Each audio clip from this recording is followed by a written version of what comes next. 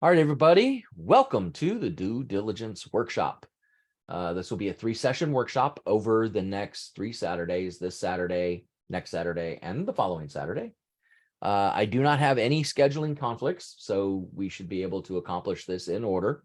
Today's will be fairly short, and this was probably going to be the only PowerPoint presentation you're going to see because we're going to be digging a lot into the due diligence checklist and some of the inspection forms. And when we get into the third part, we're actually going to be looking at leases and how to build that renovation plan and different things like that. So this ought to be a really good workshop.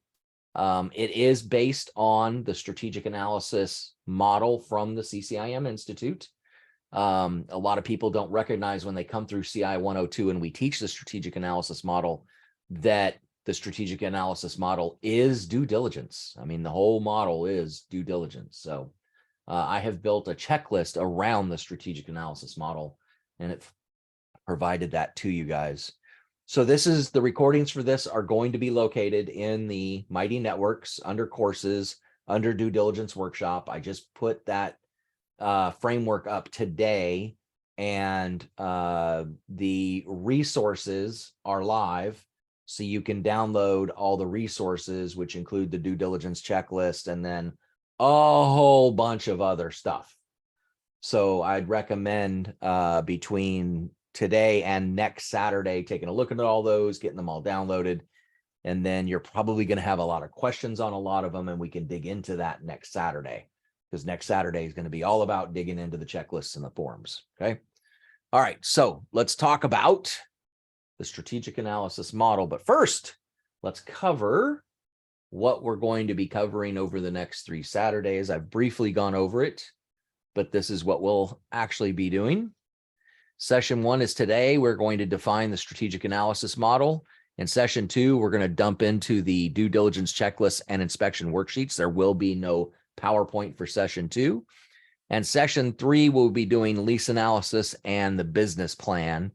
I haven't determined whether we'll have some PowerPoint for that or not. I don't think we'll need it, but we'll see how that goes. So especially when we get into session 2 and 3. So today's more of a lecture. Session 2 or 3 are going to be interactive, where we're actually going to dig into the paperwork. We're actually going to dig into a lease analysis for a property. I've got quite a few properties that I have sold over the years and have all those leases from those properties.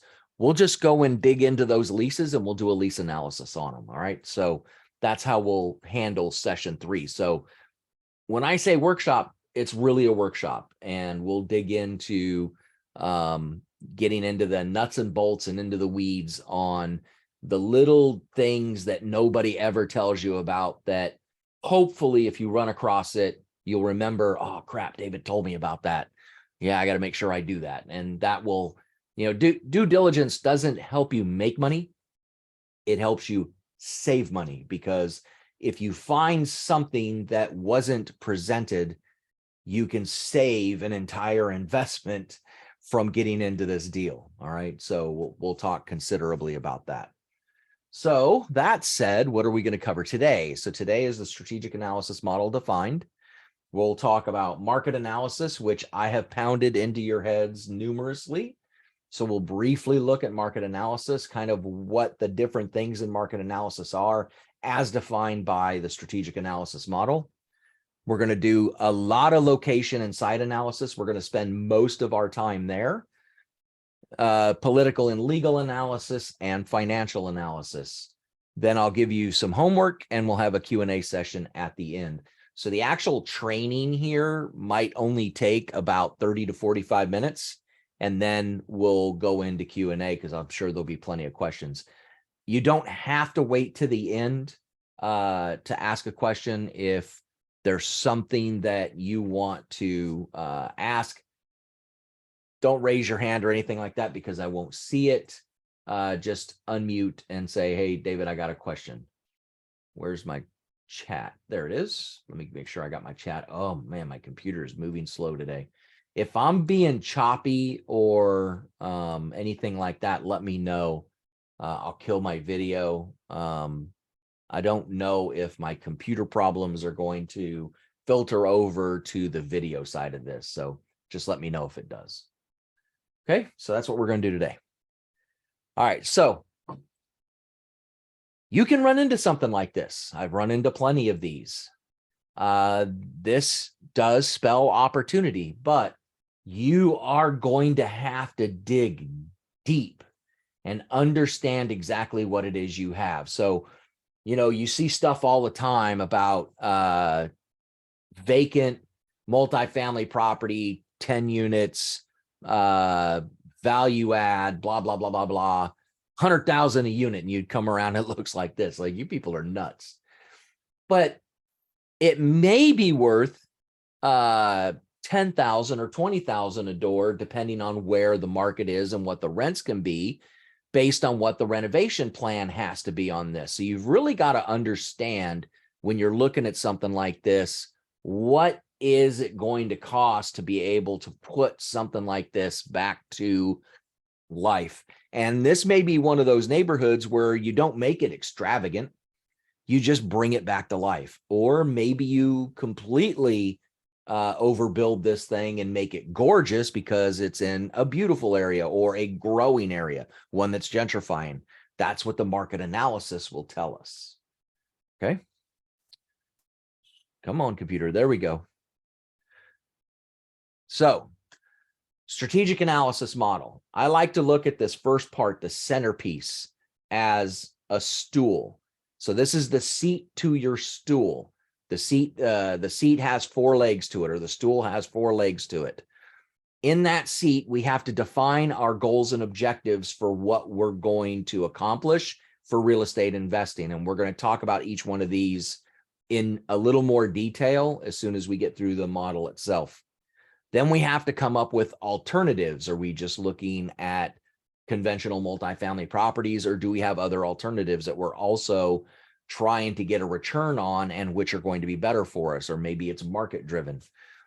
We've got decision criteria, our KPIs, and that brings us to a go, no go decision point. Are we going to purchase this or not? Or are we going to hand this off to somebody else, or what are we going to do at that point? All right, so that's the seat to our stool. That stool has 4 legs. The first leg is market and competitive analysis. Again, I have pounded this into your heads multiple times.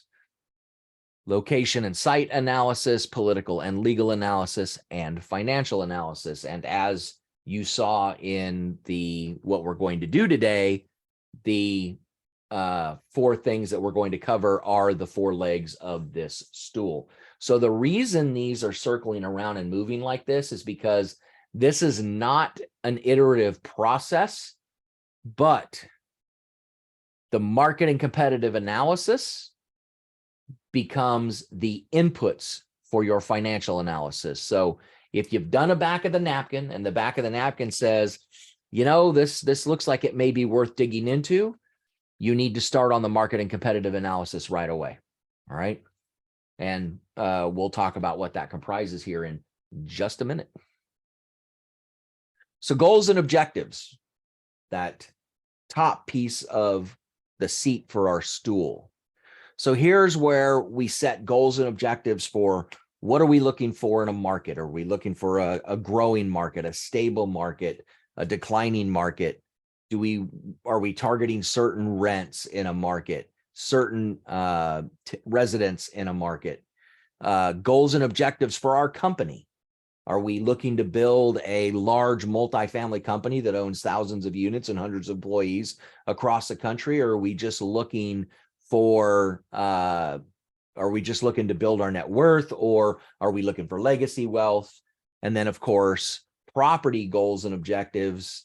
Are we looking for Class B? Are we looking for anything built newer than 1980, pitched roofs, blah, blah, blah? You guys have all heard the spiel. Okay, so you've got to define what your goals and objectives are. Then you have to think, all right, do I have alternatives? All right, am I only looking at Class C value add, or am I looking at B and C? Will I consider an A? Will I consider, under property types, self-storage, mobile home parks, senior living, student housing? single tenant net leased retail, stock market, okay, bonds, mutual funds. What alternatives can I look at to see if and when we get to decision criteria, if my KPIs and my discount rate, that rate of return that I want to achieve, what alternatives will give me the greatest return? So that's why we're looking at alternatives. And then our decision criteria is that discount rate. What is that rate of return for pulling dollars out of my pocket to hand to you to invest that I'm going to receive for investing in this deal? What's the equity multiple I'm going to get on this, et cetera? Those are our KPIs. That's our decision criteria. Ultimately, that gets us to that go, no-go decision point. So here's where we decide, are we going to purchase it? Are we going to retrade it? Are we going to cancel the contract? And we can even add, are we going to wholesale it or bird dog it? Okay, we can do any of these. So the one thing I will caution you on with retrade is, if you've got some broken tile in a couple of the units or some peeling paint somewhere, or ripped carpet, and you try to retrade, you are going to be ostracized from the community. Do not retrade because you think once you get in, you can retrade. Do not do that. If it's a legitimate reason, if you got in there and it was not as advertised and you found some structural problems with the property, some issues that were popped up that were not disclosed, at that point, you can attempt to retrade. All right. But do not be a retrader. You will not do good in this business if you are known as a retrader. I know there's people that teach that. That is not an ethical way to conduct business in this industry. Okay. And there's going to be a lot of people pushed out of this industry soon for unethical practices. Mark my words. All right. So what is strategic analysis?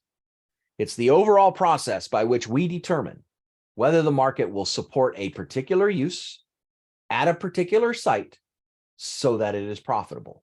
Okay, that is the definition of strategic analysis for our strategic analysis model. So we have to determine, is the market good? Will the site handle the particular use that we have? Is it properly zoned? And will it be profitable? That's the big thing. Will it be profitable? All right. So the real estate decision, our real estate decisions must meet 4 feasibility tests: market feasibility, location and site feasibility, political and legal feasibility, and financial feasibility. Okay. So by now, already 15 minutes into this presentation, you should have an idea that when you're doing due diligence, it isn't just inspecting the property and it isn't just doing your financial analysis. Market analysis is the biggest part of it, but political and legal fits in there, and you'll see why when we get to it. All right. So let's start with market and competitive analysis. Any questions up to this point? You guys with me so far? I know it's just definitions and understanding at the moment.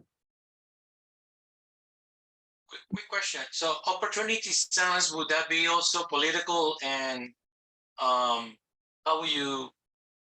would that, I'm trying to reframe the question to you so you understand. So opportunity zone will be, how will you, forget it.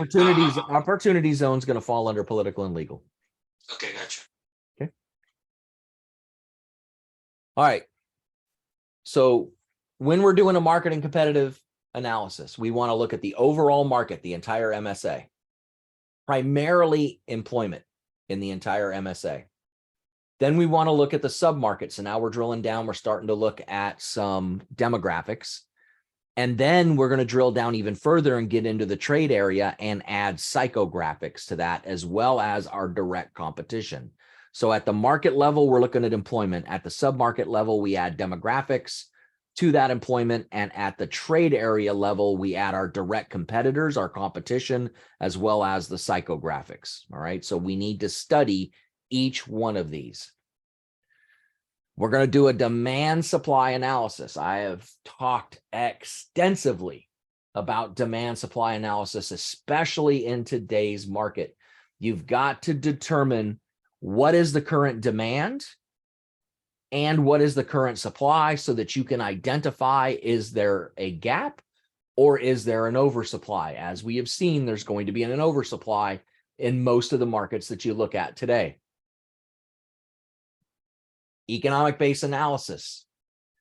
How many jobs are coming to the market? How many jobs are leaving the market? This allows us to predict the future demand supply analysis, because if you remember the real estate demand model, it starts with basic employment.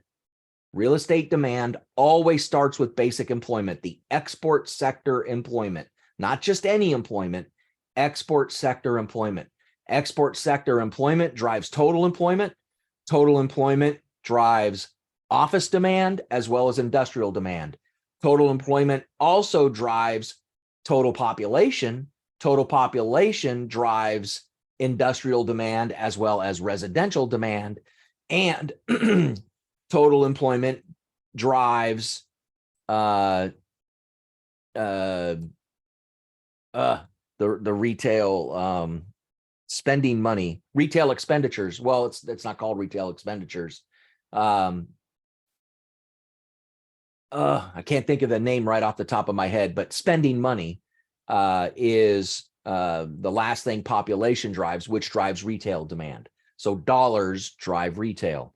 So when we're looking at the demand model, we know everything starts with export sector employment, and that's what we do our economic base analysis on, that export sector employment. We first identify what the current economic base is so that we can get our economic base multiplier and our population employment ratio, so that we can then determine what our future total employment is going to be and our future total population, which then allows us to do a future demand supply analysis. All right, so those are tied together. We also need to do a shift share analysis so that we can see how a market reacts in a certain time frame. The way I like to use shift share analysis, and I've told you guys this when I've taught market analysis, is you look at recessionary periods. So go all the way back to the 1990 recession. The dot-com bubble, which was 2000, then the Great Recession, and then COVID. And so you can look at how each of those recessions, how the market responded to them. Did the market totally take a nosedive in employment? Was it stable, or did it actually grow? Did employment move out of the market, which is your regional shift? Or did employment move to the market during these periods? Was the overall growth negative or positive? So that's what shift share tells us, as well as when you look at what the strongest sectors are with shift share analysis, you can identify where that market has an advantage to other markets. So now that you can compare market to market, especially if you're identifying a certain psychographic or a certain demographic that has certain employment, then that shift share identifying market to market per sector becomes really important. And that all leads to comparative advantage. So when you do that shift share and you're identifying those sectors that have strength, where people are moving in and those sectors are growing, that can show you where that market has comparative advantage. Then we can identify where on the market cycle this market is. All right. So remember, we go and do our supply side analysis, look at the absorption, look at the deliveries, look at the rents, and look at the occupancy, and how is all of that tie into the long-term occupancy average. Remember, the long-term occupancy average is our baseline for the market cycle. Everything above it, above that long-term occupancy average, is either in expansion or oversupply, and everything below the long-term occupancy average is either in recession or in recovery. So if you remember the market cycle, you start in phase 1 is recovery, 2 is expansion, 3 is oversupply, 4 is recession. Dr. Muller's last report for the top 53 MSAs in the country that he puts out every quarter, he got the fourth quarter results in, and he just published it a couple of weeks ago, and he's got every single multifamily market, the top 53 markets. 50 of the top 53 are in oversupply and 3 are in recession. So if you've been watching my YouTube videos, you'll know that pretty much aligns with what I've been seeing in my reports that I've been doing in the markets I've been analyzing. Okay. Any questions on market and competitive analysis?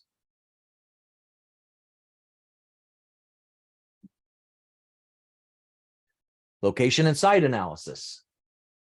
So this is the physical inspection of the property and trade area. How in the world can we physically inspect the trade area? That's a question for you guys. You tell me. What we got? We got 5 of you on here. How do we physically inspect the trade area?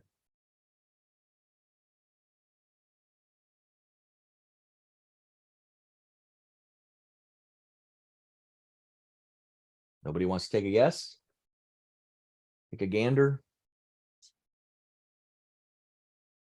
Are you going to rely, well, what kind of inspection, Ivan?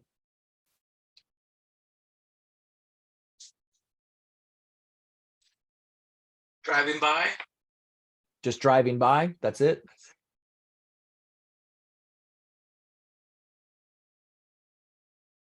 What's MEP? Define it for me. Maybe, I don't know. What inspections? So are you going to rely on CoStar and the broker or anybody else to tell you what your comps are? And once you walk through so you're definitely going to walk every single unit, Susan, but I'm talking about the trade area itself, the whole trade area, not just our property.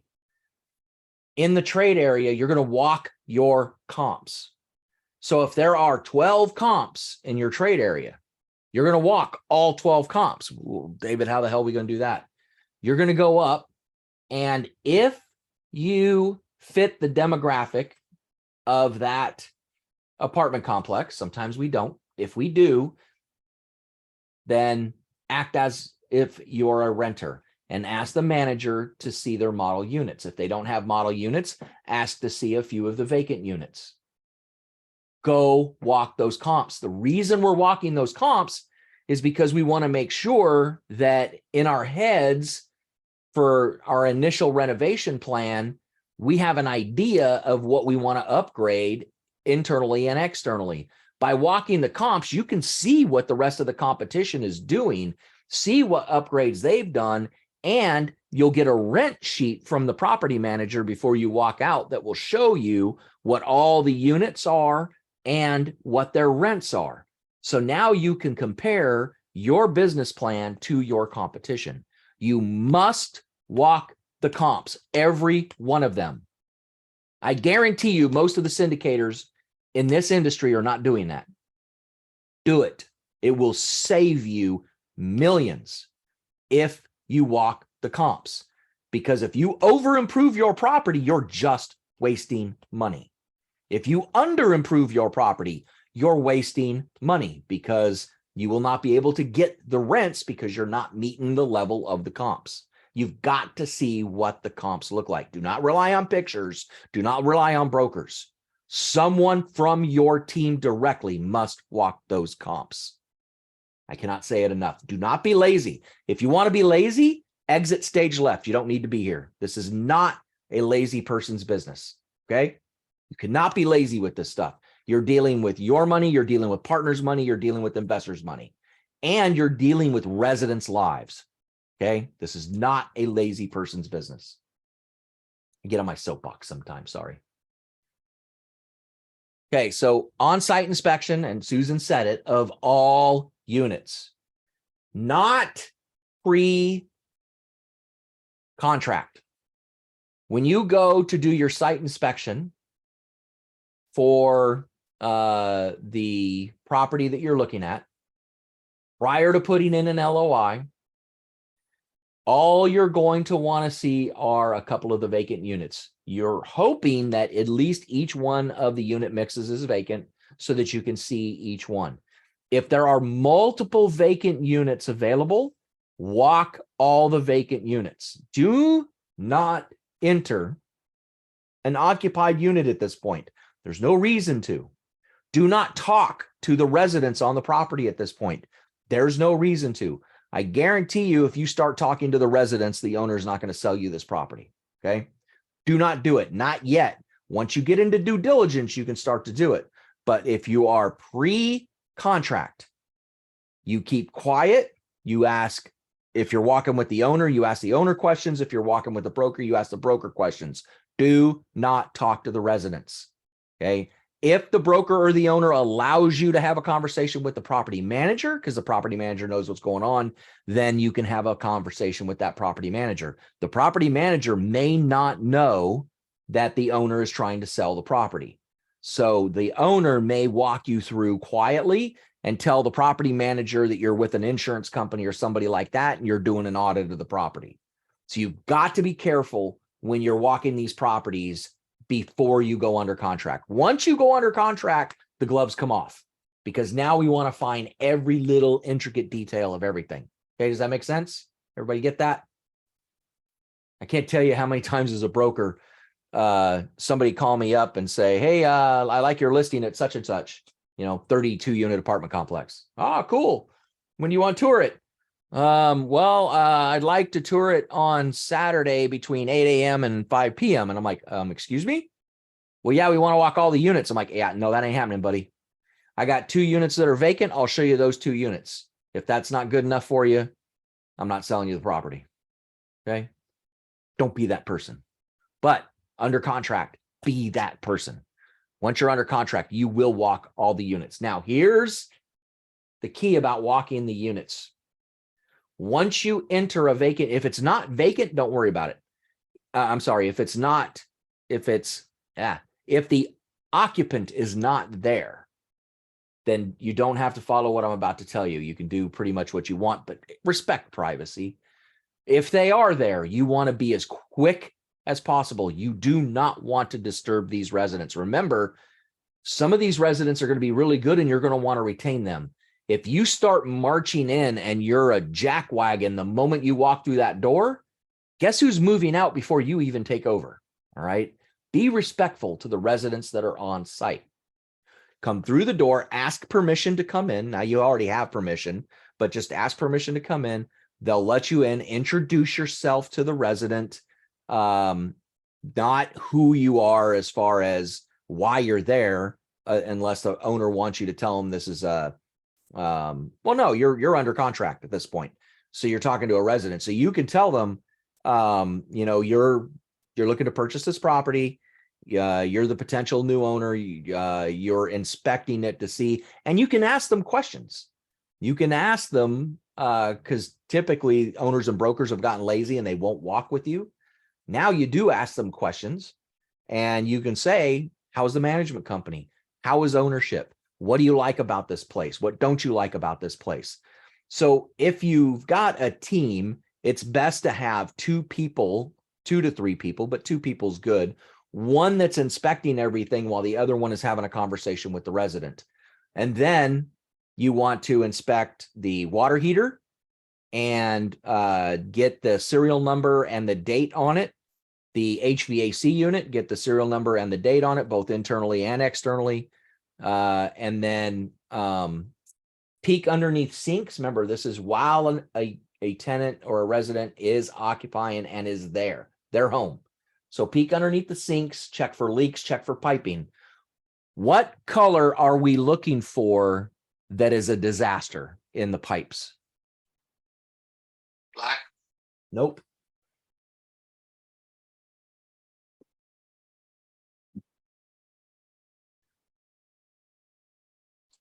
Yellow. No. Ivan, you should know this. Ivan's a builder. He should know this. It's not green. So you're looking for a very, very light, almost grayish blue and a gray. Okay, that's polybutylene. It was installed in apartments from about the early to mid 80s all the way through to about the mid 90s. Now, it was banned at the end of the 80s, but it continued to enter apartment complexes that were already approved and under construction. I saw a 1995 apartment complex here locally, a 22 unit that had polybutylene. Polybutylene's bad. If the insurance company or the lender knows it has polybutylene, you will not get a loan, you will not get insurance. Okay, that is a retradable item because you're going to have to replumb the entire apartment complex. What happens with polybutylene is it erodes from the inside out. The alkalines inside water, they adversely interact with the polymers that are in the plastic for that polybutylene. And so it erodes it from the inside out. So you can't see it by just looking at it. If you see that piping, do not touch it because there's a very good chance if you do, water is going to go everywhere because as soon as you touch it, it's brittle. So as soon as you touch it, you'll disintegrate it. All right. Very unsafe plumbing. So when you're looking under the sinks, that's what you're looking for. You're also looking for leaks, obviously, signs of leaks, things like that. Look at the appliances, kind of get an idea of what you're going to have to upgrade for appliances. Look at the cabinets, cabinet hardware. Go into the bathrooms, be respectful in the bathrooms. Remember, the resident's home. Go into the bathroom, be quick in the bathroom, look under the sink, pull the shower curtain back, see what type of plumbing it has. So what we're looking for here, especially with older properties, is it a 3-valve shower or it is a single valve shower? What matters there is, you guys remember, you don't see it much anymore because most of them have been updated by now, but when you flush a toilet, you'd get scolded if you were in the shower. Well, those 3-valve showers, they didn't have a temperature control on them. So that would happen. When you, with the new single valves, it's called a diverter. That's called a diverter valve. So the water comes in and then it diverts either to the spigot for the tub or the spigot for the shower, and it combines the hot and cold. The problem is it combines the hot and cold just within that valve. What the new valve does is there's a temperature control on that diverter valve. And so that temperature control prevents a temperature change when someone flushes the toilet while you're showering. So you no longer feel that scolding like you did before. So it became unsafe. So that's a code change. Here's the thing with it. If you've got the 3 valves, those valves, in order to be up to code, will have to be replaced. You don't have to replace them.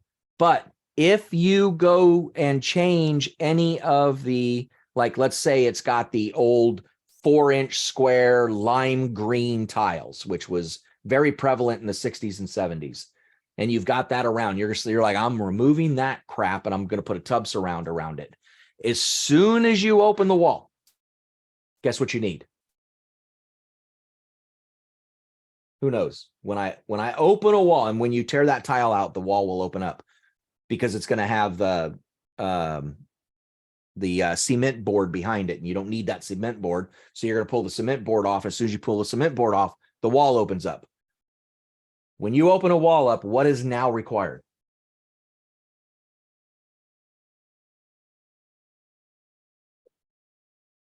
A permit. And if you don't get a permit, and an inspector comes and inspects something else and notices that you're in work on one of those diverter valves, or that you're changing the tub surrounds, and they check and you haven't pulled a permit, you can get fined for every single unit you've already started work on. Don't be that person. Somebody asked me, how do I know all this stuff? We learn from experience. We learn the hard way. Okay. This is why having the right subcontractors do this work for you, that understand the permitting process, so that you you feel like you're spending more money by getting a permit, but guess what? A permit's only $30. You know what a fine is? A fine's anywhere from $250 to $500, maybe even up to $1,000, depending on where you are and how bad the fine is. So what's cheaper? And they don't just find you on the one they found, because once they find one, they want to see all the units so that they now can identify, well, which ones have been worked on. And now they'll fine you for every single one you've already worked on and didn't pull a permit. Okay, so be careful. All right. Do not enter a closet if the resident is home. There's nothing you're going to see in there anyway. About the only thing you may be able to see in a closet is a leak from the roof or something like that. But you'll typically see leaks in other places, not just in there. All right. And I've seen in very rare occasions where there's exterior holes because of venting. There was a vent that went through a closet. But you'll know that when you go and look at a unit that's either vacant or there's no one home. But if they are home, do not look in the closet. You have no right to invade their privacy. Don't open drawers. Don't look, like in the vanities, do not open the drawers of the vanities. Open one kitchen drawer so you can see how the kitchen drawer reacts, so you know what type of cabinetry it has. No reason to open any more kitchen drawers. Respect their privacy. All right, that's enough about inspecting a unit while I went a little deeper than I wanted to, but you guys know me, I do that. Any questions about inspecting a unit when a resident is home? You should be in and out in less than 3 minutes. The hardest part is reading the date and the serial number on the HVAC unit and the hot water heater. Now, who knows why we want to read the serial number and the date? And if you can get a camera in there and take a picture of it, it speeds the process up. What I like to do is when I'm going up to a unit, I'll take a picture of the unit number, and then all the pictures between that unit number and the next unit number belong to that unit. So it becomes really easy to see. Makes due diligence a lot easier and gives you a little bit of a system. But why do we need the serial number and the date on hot water heaters and HVAC units?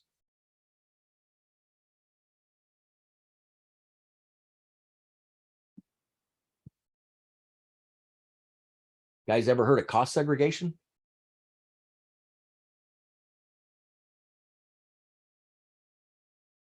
Is anybody awake? Hello, McFly, Bueller. Thank you, Ivan. I make sure you guys are awake. I do better when you guys interact with me. Okay, you know this. This is not your first rodeo. Morgan, you especially know this. So, yeah. When you are doing a cost seg, which you're going to want to do, if you're going to hold it long term, and by long term I mean beyond 5 years, so 5 to say 7 to 10 years, a cost seg's worth it. If you're holding less than 5 years, you're wasting your money with a cost seg. So yeah, so Ivan says it helps with the time the unit was produced. No, you're not saying, oh, Mariel, don't worry about saying the wrong thing. Okay, there's no right or wrong answers. Well, I did say nope to one thing. Anyway, when you do a cost seg, you're allowed to go back in time. So when you purchase the property, if you've done a cost seg, you can get credit for the unused depreciation on those items. So if it's a newer hot water heater or a newer HVAC unit, then you can get credit for that remaining time. So that's one of the reasons. The other is if it's the wrong size. Let's say it's got a 20-gallon hot water heater in it, but you need a 30-gallon. Or the hot water heater is currently, and you'll see these, it's insane, underneath the cabinets in the kitchen. So it's one of those low boy 30-gallon hot water heaters. And you plan on putting in washer and dryer connections. So you're going to change the location of the hot water heater, and you're going to get a taller hot water heater, put it somewhere else. When you tear out that brand new hot water heater that's only a year old, you still get credit for the remaining 4 years on your cost seg, which allows you to use that credit off of your first year taxes. So essentially, you're not paying any taxes in year one. So much more powerful than doing a bonus depreciation. Much more powerful than bonus depreciation. Okay, so that's why we do that, for cost seg reasons. And the other is, hot water heaters typically last around 15 years. So if it's around 12, 13, 14, 18 years old, especially if it's on the second floor, it's probably time to get rid of the hot water heaters. You want to put it in your preventative maintenance schedule for capital improvements that will include the replacement of all the hot water heaters that have reached that age. The reason we want to replace a hot water heater that is functioning after 15 years is because, especially if it's in the Southeast, they erode from the inside out. And so when you start to see a little bit of bubbling on the bottom of the hot water heater, and you'll start to see some rust around it, what's happening is it's eroding from the inside out, and it's getting ready to burst, and it will empty the entire water heater onto your floor. If you're on the second floor, it not only empties it onto your floor, but it goes down the walls and into the first story unit. It makes a mess. So that's why we want to look at those dates. All right, probably need to move on. All right, walking the comps.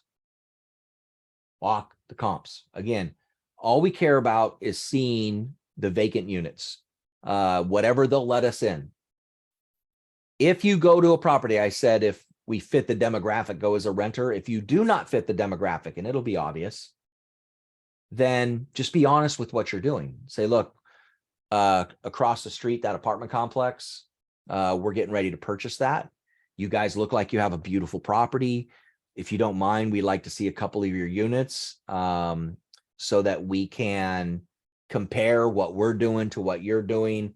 You guys look like you're building a beautiful community. We love to have a beautiful community over there. Things are a little rough as it sits. And if we improve our property, it'll just help make your property better. They'll let you walk the property. Okay. You can ask questions, ask to take pictures. Don't just take pictures. Ask to take pictures before you take any pictures on a comp. The property managers are usually really good about helping people out like that.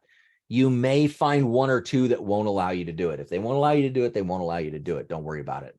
Maybe go find, if you've got a kid like I do, I have adult kids.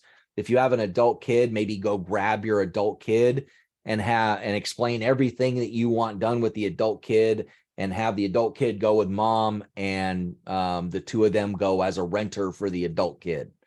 Okay, that's another way to do it. But you want to walk those comps. So we're looking to identify issues, structural and cosmetic. Cosmetic, not big deal. We're looking for things that matter. Cracks in walls, cracks in bricks. Now you'll see cracks in the mortar between bricks, and they just kind of follow the brick pattern. Typically, it'll start in one corner, it'll start to go up, and it'll do this. Okay, buildings settle over the years, especially 60s and 70s construction. That's not that big of a deal. These properties were not built where that brick is part of the structure. It's just a facade. It's no different than having vinyl siding, only it's got brick siding, basically. So it's just a facade, unless its structure is brick. If the structure itself is brick, and you'll need to know this, and you see those cracks like that, that's a big deal. You don't even want a small crack if the structure is brick. But if it's just a facade, it's not a big deal, as long as it's not a big gap. If you've got a 1/2 inch to 1 inch gap, now we have a problem. that means the whole building has shifted and it's caused that brick to separate. If that building is shifted, something's wrong, something in the foundation. And if it's a slab foundation, which the majority of the properties in the Southeast are on slab because our water table is so high here, we don't have basements. So if it's on slab, something's settling in the slab. You may have soil issues, especially in Florida. So you've got to pay attention. Those cracks in those bricks could mean a settling issue in the foundation. What is the number one way you can test that while you're inside of one of the units? How can you test if that foundation is settling or not?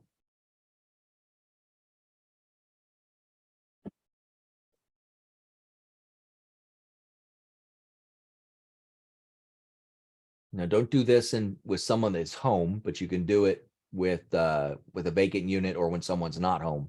What about the floors, Ivan? What's a real quick test? Something you can bring with you to test. Right, floor's not level, but how can you test that if you don't have a level on you? Yeah, a marble, a golf ball, tennis ball. A golf ball or marble is better because it fit in your pocket. Tennis ball probably won't fit very well unless you're female and you've got one in your purse. But yeah, just drop one on the floor and see if it sits there. If it sits there, you're good. If it's settling, it will roll to where it's settling. So it'll even tell you where the settling is happening. So now you can go to your engineers that are going to look at all your structure of your building and say, hey, in building number 6, the ball rolled to the southeast corner of the building, and they'll go inspect and figure out what the problem is. All right. Then we're going to do a lease analysis. I'm not going to talk about lease analysis now because we're going to cover it in great detail in session 3. But lease analysis is a very important part about that site analysis, because if you've got a good team, then you can take 1 or 2 of your people to sit in the management office if it's a larger property. If not, just you'll get copies of the leases sent to you, get together on a Zoom meeting or in person and go over all the leases. And the remaining team or teams can go inspect the units. All right. So do that lease analysis either if you're doing a larger property on site and everything is kept in the manager's office, just ask for a table to sit at, ask them to bring all the tenant files and all the leases, sit them in front of you and do the lease analysis there while the rest of the team is inspecting units. You should be able to get a 100 unit or less property done in one day. Anything more than 100 units, it might take you, figure you can do 100 units a day. If you've got a team, if you can do 2-3 teams, 1 team doing lease analysis, 2 teams doing inspections, you can do, so you're 6 total people, you can do 100 units a day. That's how you can start to identify how long is it going to take me to do due diligence on this property. And that way you can coordinate that between, if there is a broker, between the broker, if it's with the owner and the manager, and vice versa. Identify linkages. The heck am I talking about? This is trade area, back to site, back to location analysis. The heck are linkages? Morgan, you should know this.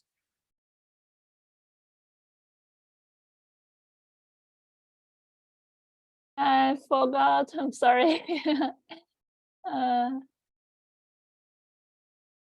Would schools be a linkage? Would a grocery store be a linkage?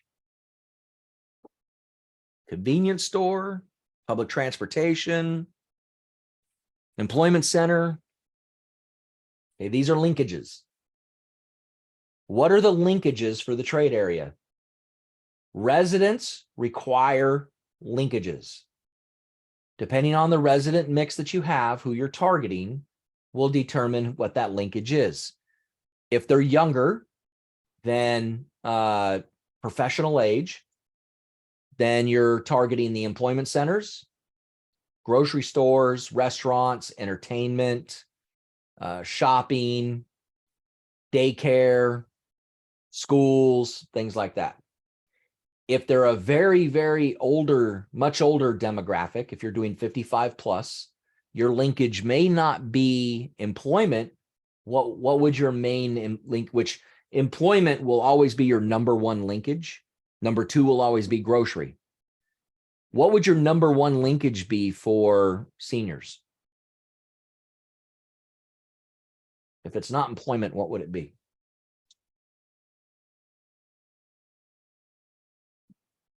Hospitals. Yes. Healthcare. Great. Perfect. Who answered that? Is that you, Marielle? Marielle. Yeah, exactly. See, don't be afraid to talk. Absolutely. Okay.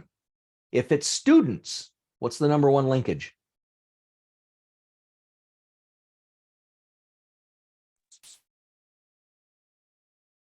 I guess universities. Yes. You got this, Marielle. Exactly. Professionals, it's employment. Seniors, it's healthcare. Students, it's universities. You guys see that's that primary linkage. How close can they be to that primary linkage? Okay. For employment, it can be a little further away. But for healthcare and for universities, it must be within that trade area. Okay. Employment not necessarily within the trade area because there may not be any employment within the trade area, but it's going to be very close, in very close proximity to that employment, because one of the number one things residents look for is how close can I be to work? So employment, transportation, grocery, schools. And now we have the opportunity, because we've walked the entire property, we've inspected every unit, we brought the professionals in. We had an HVAC expert licensed in HVAC inspect our HVAC units. We had a plumber inspect our plumbing, a structural engineer inspect our foundations, a roofer inspect our roofs. You guys picking up what I'm laying down here? Okay. Do not rely on a property condition assessment. Fannie Freddie require it. If you rely on a property condition assessment, you just failed. They only look at 10% of the units. That's it, 10%. So if it's a 200 unit property, they're only looking at 20 units. That's 180 units that did not get walked. Walk every property in addition to what the property condition assessment company is going to come in and do. All right. So still hire all those trades and walk yourself. The other thing when you're walking, I didn't mention this, whoever the primary team is, and depends on how your hierarchy works for your company, whoever the primary sponsor is or the primary owner that's leading the due diligence process, have who your new property manager is going to be. If you know who it is already, that would be beneficial. If not, make sure the older property manager or the existing property manager, one of those two, walks with you. It's beneficial if it's the new management company. If you have an operating partner or somebody that you work with or somebody you've already identified, that property manager and that property manager's maintenance person should be walking with that primary team. Okay. Not the secondary team, the primary team. It becomes a little more challenging when the other property managers walking with you, especially when you're asking the residents questions about how they feel about the property and the property management company and everything else. It becomes a little uncomfortable. Any questions on location and site analysis? That was deep. I went really much more deep than I thought I would, but as I was covering these things, there were specifics I wanted to cover as I was going through them. Thank you, Ivan. For those of you that don't know, Ivan builds apartment complexes. Probably a pretty good person to build a relationship with. He's a contractor. He's a builder. Knows this stuff. All right, political and legal analysis. What the heck is that thing? What's the certificate of occupancy? And does it matter? Why do we need it? Property was built in 1975. It doesn't have one anymore. You going to accept that?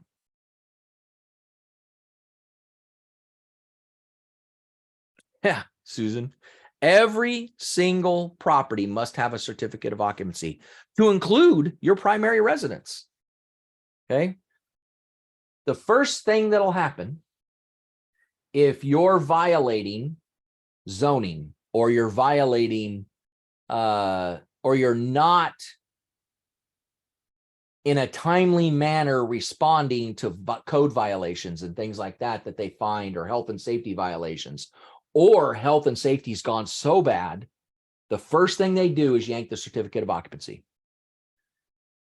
When they yank the certificate of occupancy, everybody has to evacuate the property. Everybody, every resident, managers, maintenance, everybody. They are shutting your property down.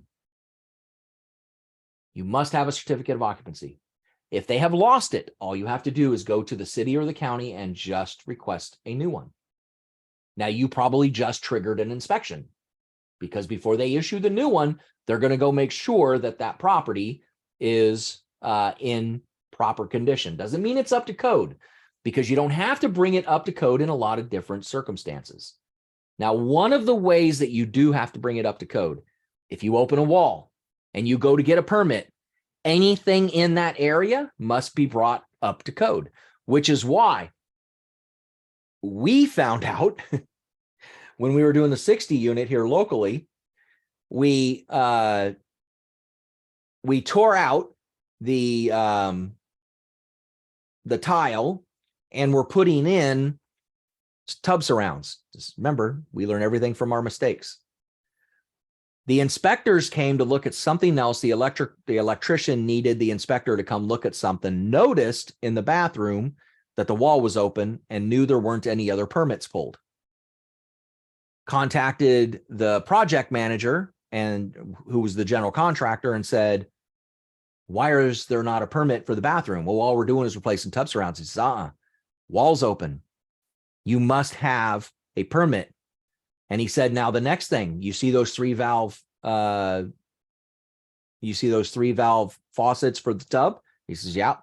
He said, now that that wall's open, you must bring that to code. Those valves are not up to current code. They must be replaced with the single valve diverter valve. That's how come I know all that information. I'm not a contractor. I'm not a builder. We learn these things from our mistakes. Let's see. Ivan says document issued by government officials that certify. Oh, he's the definition of a certificate of occupancy. Thank you, Ivan. All right. So you guys understand, must have a certificate of occupancy. Okay. Got to have it. Ask for it. If they don't, ask them to get it and make it a part of your contract that you do not purchase this property until the certificate of occupancy is in hand. It must be part of the requirement that you purchase. Contingency must be a contingency. All right. Because you don't want that headache if something's wrong, especially if it's improperly zoned. Quick way to find out it's improperly zoned, though. Speaking of zoning and variance. There's been a lot of conversation recently in weekly Q&A and a couple other places about this short-term rental from single-family homes. What's that company called that's doing this now? It's for lower income people. Pad Split. This company called Pad Split they've got investors buying larger single-family homes with 4 to 6 bedrooms and renting each bedroom out to lower income people for a lower rent to try to solve the housing problem. Well, the problem there is it is not zoned for multifamily, and you just turned a single family home into multifamily. So what is the first thing the city's going to do when the next door neighbors find out, because so many people are living in this building? What is the next thing they're going to do? They are going to pull the certificate of occupancy and say, you are not properly zoned for the way you're operating that property. We are shutting you down. Don't let that happen to you. Okay.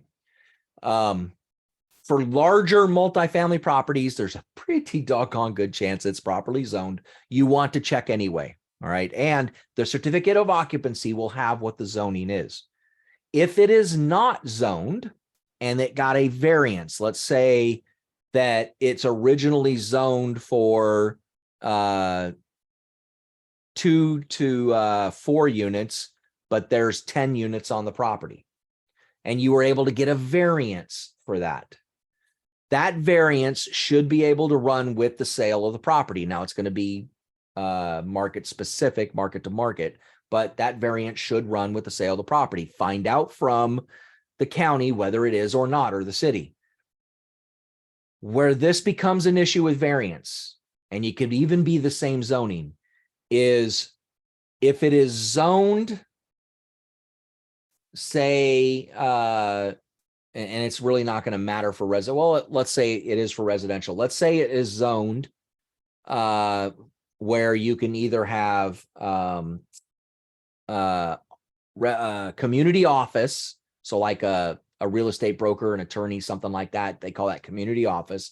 You can have community office. You can have small multifamily and larger multifamily. And you want to add self-storage because you've got, or it has self-storage. Let's use this instead. It has self-storage, which was on the property, and you want to turn the self-storage into garages. Let's use that example. That's better. Well, it wasn't zoned for self-storage. So the owner got a variance, and he can prove the variance. And you think, okay, well, we don't want to keep it self-storage. No worries, Ivan. Thanks, buddy.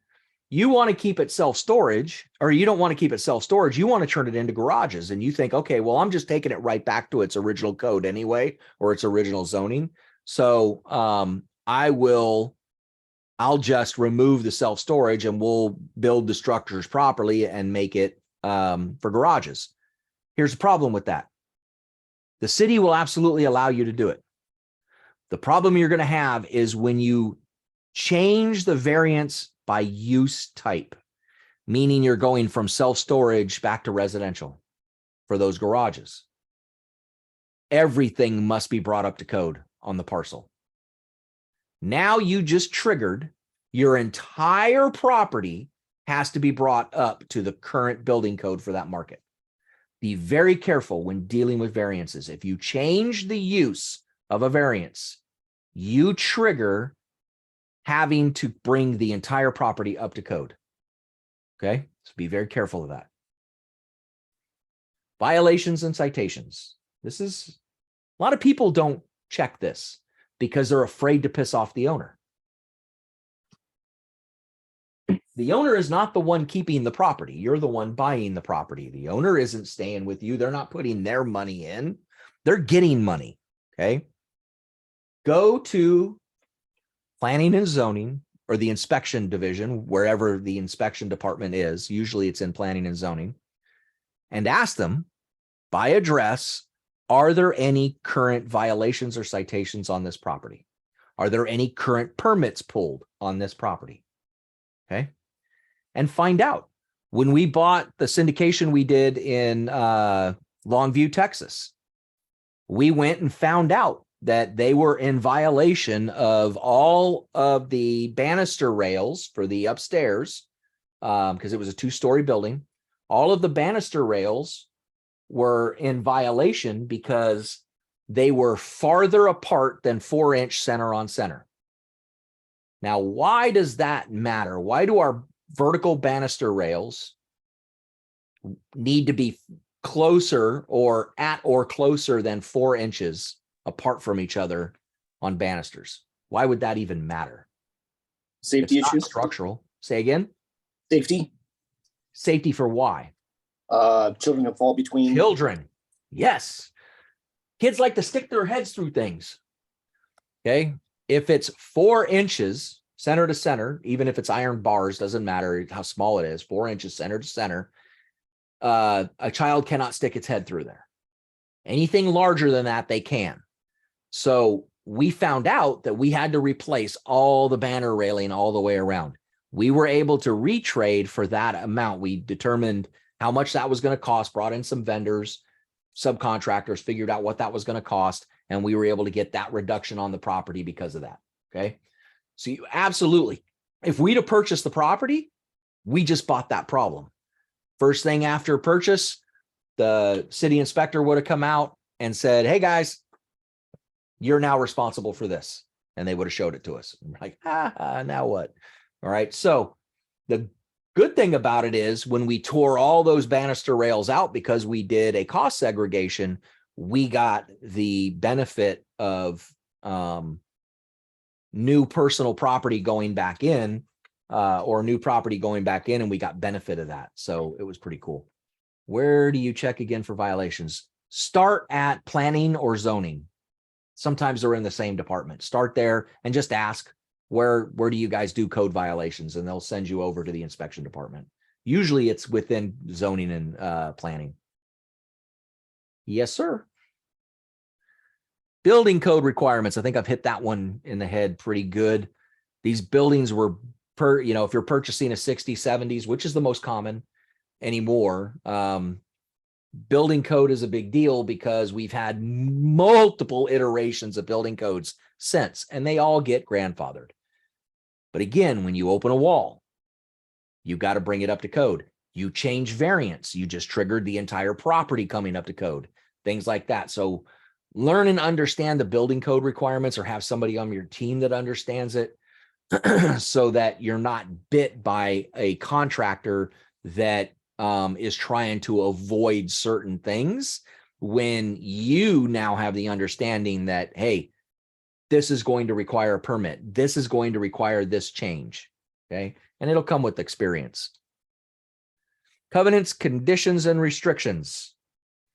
Most commonly known in residential as homeowners associations. Check your public record for anything filed for covenants, conditions, restrictions, and homeowners associations. Some restrictions may be easement restrictions, and you should be able to get that on your ALTA survey. You're going to want a survey. Don't just get a boundary survey. Pay for an ALTA survey. It will let you know where certain easements and encumbrances are that you have no control of. So if you're wanting to build over a certain area, but the city has a utility easement through that area, you can't build over the top of it, including a parking lot. So be very careful with your covenants, conditions, restrictions, and your homeowners associations. You can have additional fees assessed, different things. Usually CCRs and homeowners associations, HOAs, are put in place on the deed and cannot be removed by the developer. They will have an expiration date. And if the developer does not renew them, then they can expire. That happened in my neighborhood where I live now. We had an HOA here. This neighborhood was built in 77 and 78. My home specifically was built in 78. The homeowners association that was put in place for 30 years. The homeowners association did not renew the bylaws with the city, and so they expired. Once they expired, that homeowners association disbanded. After a few years, they realized, oh crap, we screwed up. So they created, because you can't create a new homeowners association once it's gone. Only the developer can do that. So they created a beautification society. And when we moved here, they wanted us to pay, and it's not a lot. It's $85 a year. Big deal, right? Who cares? So I asked them, let me see your financials so I can see what you're spending the money on. They wouldn't show me the financials. So I am ostracized in my neighborhood because I won't pay the beautification society. Well, no, I'm not going to pay it until they show me it's public record. They must show me the financials. They won't, so I won't pay it. Anyway, I digress. Is it landlord or resident friendly? This falls under political and legal analysis. If it's in Chicago, we already know that it's landlord resident friendly. If it's in Alabama, depending on what city you're in, not all cities, it's mostly landlord friendly. Mobile's trying to become more and more landlord resident friendly, believe it or not. Birmingham is definitely more resident friendly. Just depends on where you are. Okay. Most of Georgia is resident friendly. The city of Atlanta, is landlord friendly. The city of Atlanta is resident friendly. So you just have to pay attention to the market and where you are. Why does this matter? Pretty obvious. If we have resident problems, we don't want to have to go through a whole lot of red tape in order to have the resident removed for good reason. Here's one thing you're going to have to be careful of. If you own your property under an LLC, you are considered an entity. Did you know that entities do not have the right to represent themselves in court? Do you guys know this?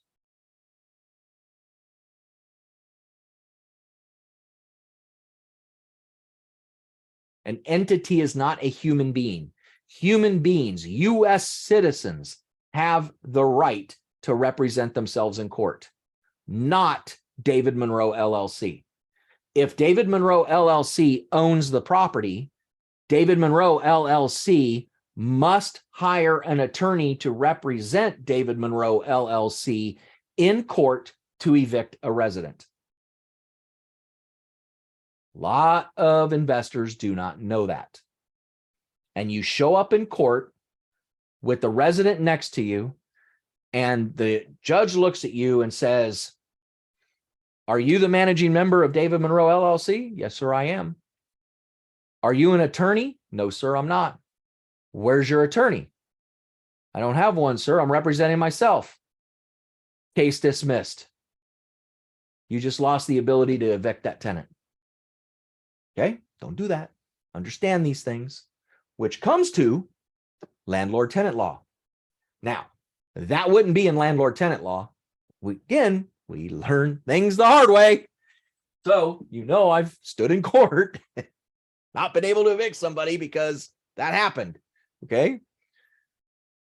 It's funny how we learn things, isn't it? Landlord-tenant laws. Do you guys need to know landlord-tenant law or just your property management company? Definitely do. Where can you find it? Yeah, Mario, we do. Where can you find it? No, it is not the local government. Apartment association? No, not the apartment association. There's actually a website that I found that is one of the best for providing all of the landlord-tenant laws for every single state in the country. It's called NOLO.com, NOLO.com. It was created by attorneys. And it's more than just landlord-tenant law. I mean, you could do just about everything on NOLO, but NOLO, I have it in my favorites. It's so important. So NOLO has, especially if you're investing in multiple markets, NOLO is your resource. Learn the state's landlord-tenant laws when you enter a new state, because they are all different. In Alabama, we require a 7-day notice to be able to evict somebody. In Florida, it's only 3 days. In Alabama, it takes about 45 to 60 days to get somebody out, about the same in Florida. Mississippi, I can have somebody out in 14 days. Okay, every state is different, and they are state laws. They're not local laws. Where you really want to pay attention to are, what can I do to evict a resident? That is the primary thing. And how is that process? So that you understand that process. And again, if you're doing this in an LLC, you have to have an attorney. That attorney must be licensed in that state. It's best to have an attorney that's local so that that attorney can show up in court for that eviction. Okay. So you need to understand all that. Is the market business friendly?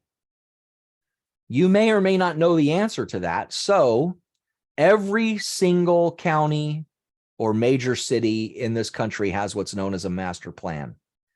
If you go to economic development, which I tell you guys all the time, go to economic development to find out how many new export sector employment is coming to town. While you're at economic development, ask them to send you a copy, or where can I download the city's master plan? And they'll have that available. That will let you know in the master plan whether that city is business friendly or not. It's also going to let you know where the city is wanting investors to invest. So it will identify areas that they are targeting as gentrification. And it will also, since Trump was in office, if the master plan has been updated since then, it will show the opportunity zones. Okay. And if you're looking for information on opportunity zones, the number one resource, let me come out of here and go here.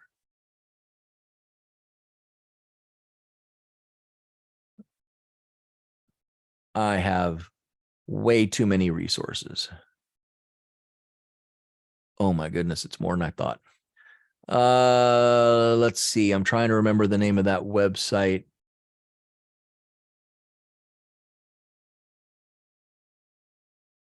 Well, let's do this.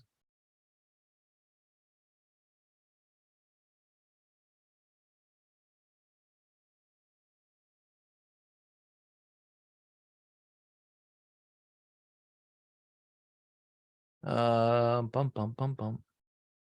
No. So this is a good one, but it's not the best one. Opportunity zones. Let me open this and copy this and put it in the chat for you. So it's like EOI or IOE.org. It'll be here. Where are you? There it is, EIG. EIG. This is the best website for opportunity zones by far. Okay. It's got a great mapping feature. All right. And we'll show you where all the opportunities. So if I click here, whoops, that's Mississippi. I didn't want Mississippi. I wanted Alabama. Don't even know where I live. Alabama opportunity zone map. So if I click that, now I can go to all the opportunity zones within Alabama, because it was issued state by state. All right. So that's just a real quick thing on opportunity zones. It's taking a little longer to come on. We need to keep moving. I'm a little behind what I wanted to be. All right. So that's opportunity zones, and is the market business friendly? And I only went a little deeper in opportunity zones because somebody asked about it. All right. Once all that's done, now we can do our final financial analysis before putting it together and sending that and our summary to the lender so that we can get our loan. If you have not done any of this yet and you've already sent this to your lender, you're going to be in a little bit of trouble. Lender's going to look at you and say, where in the world did you get these numbers? This is ridiculous. Let me see your market analysis. Well, I haven't done my market analysis yet. Well, look, guess how you look in front of the lender now. Okay. So what are the chances of you getting at least a good rate? Because remember, lenders give you your interest rate based on the risk of the property, of the market, and of the borrower. Your risk just shot up. You don't know how to underwrite. All right. You're new. That was obvious.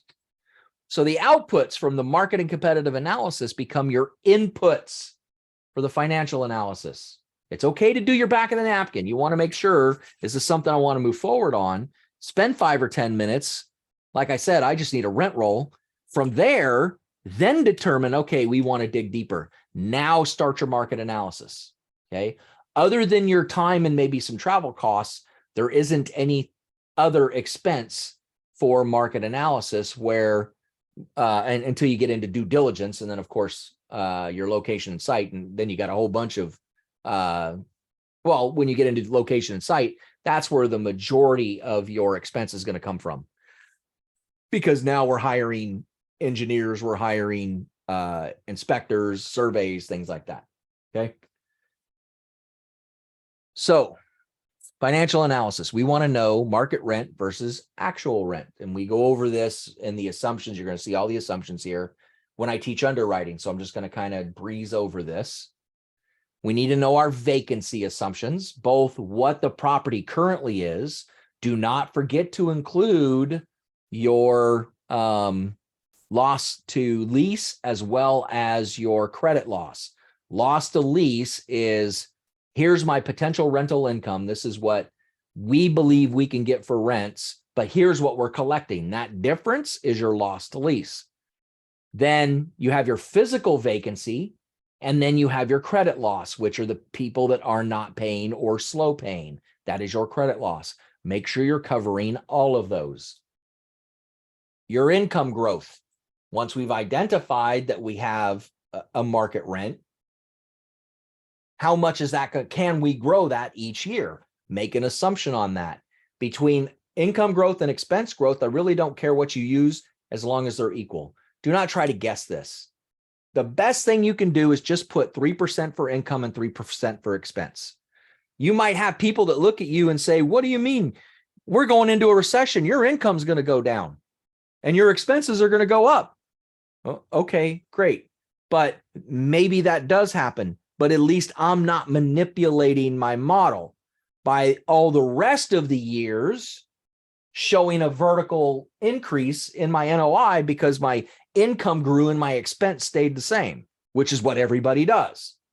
Don't be that person. Just make them the same.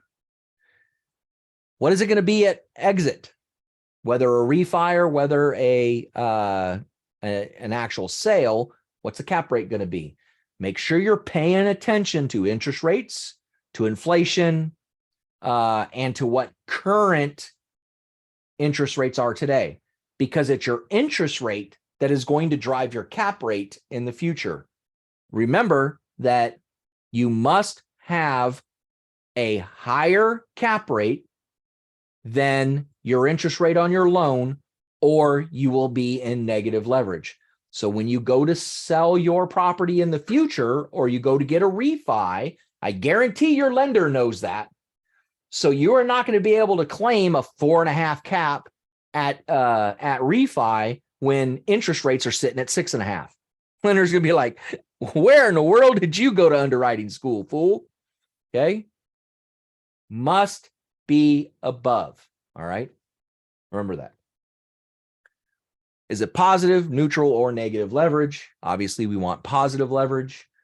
And what is the break-even occupancy? In the financial analysis class, module 6 in the strategic partnering workshop, as well as the underwriting workshop, as well as the underwriting case study, I cover break-even occupancy and how to calculate it. It's actually pretty easy. And then test this thing with the operating expense ratio. And I go over that under all those same courses. Okay. So that is the financial model. Once you've got that together, put that along with your summary, send that to lender for final underwriting and your term sheet. Homework. You will find, if I come out and I go into, oops, this is the wrong one. Stand by. This is not the right account. I have more than one account. So log in, memberships, scroll down. Wait, wrong thing. It's in here. Wrong one. Here. Here. Yeah, it's this one. If it'll show up. There we go. All right. Under, come on. Stand by a second. Under courses, you will find the due diligence workshop. Click on that. By Monday, this video will be in there. So that will be strategic analysis model. You don't see these 3 yet. That's what that little eyeball with a line through it is. I haven't made these visible yet. You will see the strategic analysis model populate on Monday when I upload this video. What is available are the due diligence resources. So there is the due diligence checklist, the interior inspection, and the unit inspection that I used when I was active. Here is the apartment exterior and interior inspection reports from IREM. And then there are a bunch of project management tools for doing other things. So cost estimates, summary and a checklist, scope of work, subcontractor affidavit, subcontractor agreement, which you are going to want for any subcontractors you hire, subcontractor bid log, as well as timeline with milestones if you're interested in keeping track of that. That's why I put that there. All right. I'll probably be adding some more resources, but you have these for now. Download each of these and download the interior and exterior inspection forms and modify the checklist and the forms for your brand. Okay, they're in Microsoft Word, so you can do that. For everything else, Sridhar, I do not have Redbook.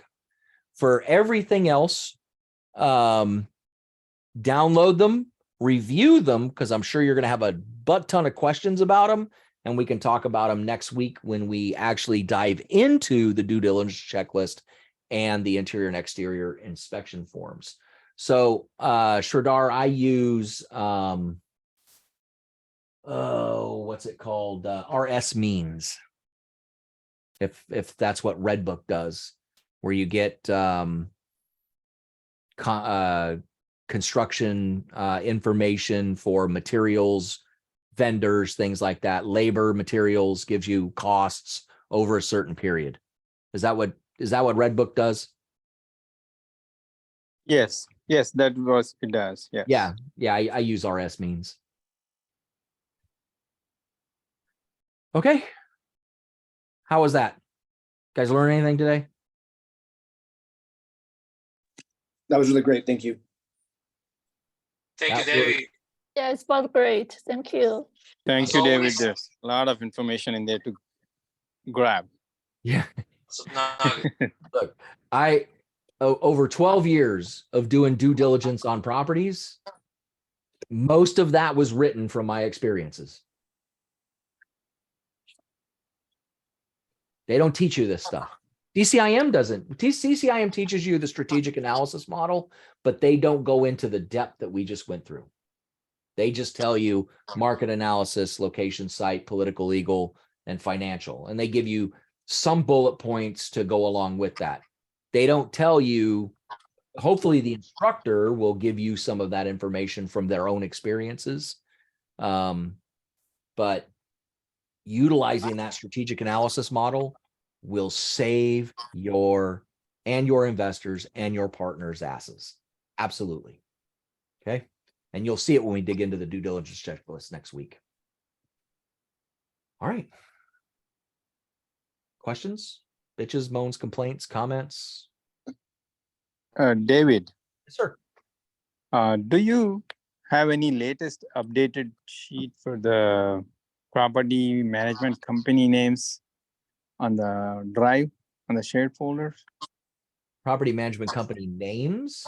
Yeah, names. No, I don't. So I know a couple of months ago, you mentioned you were able to pull from CoStar and uploaded the data in Excel. So I had to find based on the NAIC code and figure out property management companies, correct? We can pull property management companies that are active in CoStar. It's not going to have a lot of the smaller companies. You'll have some of them, but it'll definitely have the larger ones. It's kind of easy to do. You just pull a property manager's report in CoStar. Yeah. So if you need something like that, just send me an email for the market Sure. you want. Okay, sounds good. Thank you. Yeah.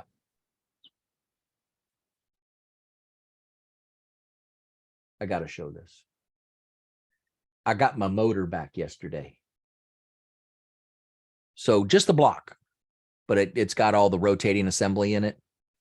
So I got it back yesterday afternoon, and the interior of the engine can rust really, really fast. So I dressed it. That's what the motor looks like. Now it's missing all the front accessories. I'm still waiting on my accessory brackets to come in, and I got a water pump that I'm changing. But that's the motor dressed. That's my whole exhaust system. That's it. There is no other piece to the exhaust system.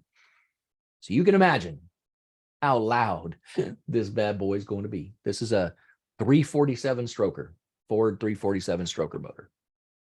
You can see the rear tire of the car it's going in. I just had to show that. I've been waiting for that motor. I broke that motor 8 months ago. Today, 8 months ago today, June 3rd, we were on our way to, or I'm sorry, October 3rd, we were on our way to cruising the coast. And the distributor, let me share screen again. That's the distributor right there. It's an MSD distributor. It's not stock, it's aftermarket. The gear so right about here is the camshaft. Wait. No, right there. Right there's the camshaft. No, that's the water. That's my temp thermostat. That's the water inlet. Now, right about here inside this cover. So here's the crankshaft. Camshaft sits about right here. And there's a timing chain that goes in here. That camshaft, there's a gear on the distributor that is driven by the camshaft. I didn't know what kind of camshaft was in the motor, and it's a billet camshaft, which is a hardened steel, not a cast camshaft, which is a little bit of a softer steel. So the stock gear on the distributor is a steel gear. If you have a cast camshaft or a cast gear on the camshaft, they're compatible. If you have a billet camshaft, a hardened steel camshaft, that steel gear is not compatible with it. And my camshaft ate that gear up. And on the way to Mississippi, we got about 5 miles from the Mississippi state line, and the motor quit on me on I-10, and I had to pull over. And it quit on me because that camshaft ate that gear, and metal went through my motor. So it was a 302 at the time. So I took it all apart on October 4th. We actually started it that afternoon. We got it back to the house. Got it to the machine shop by October 5th, and said, okay, just bore it 30 over. I'll buy the rotating assembly, and let's turn this into a 347 stroker. And so we waited until that, remember, that was October 5th. February 20 something, I finally got my rotating assembly that I had ordered. So that was one of the delays.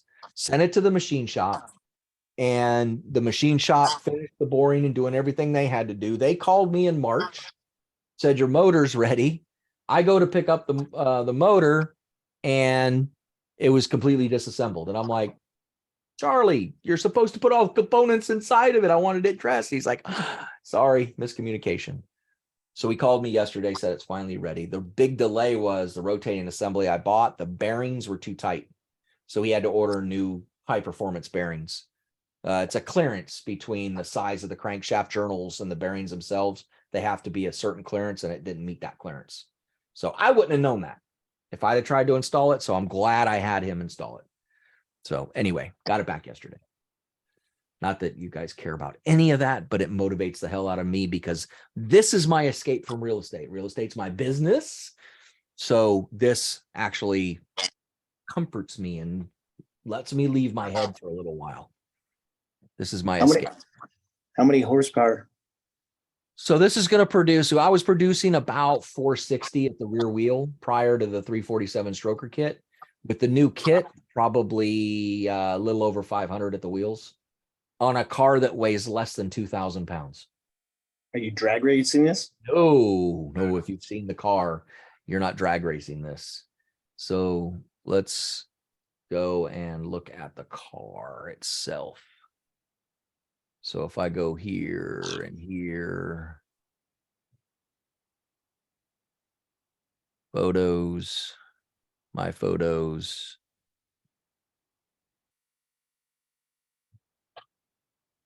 You see a roll cage on that thing, Nick? You don't need one. Yeah. You don't need one. Yeah, she's fast. Oh boy, is she fast. And she's got another 50 or 60 horsepower just from doing that. So you can see this was the old exhaust. It's now sitting behind the car versus the new exhaust. These are, you guys know what sprint cars are? Yeah. Yeah, these are sprint car pipes. Damn. Yeah, damn is right. Arr, arr, arr, arr, arr, arr. All right, enough fun. Anyway, so now you know what I'm doing. We're done with class.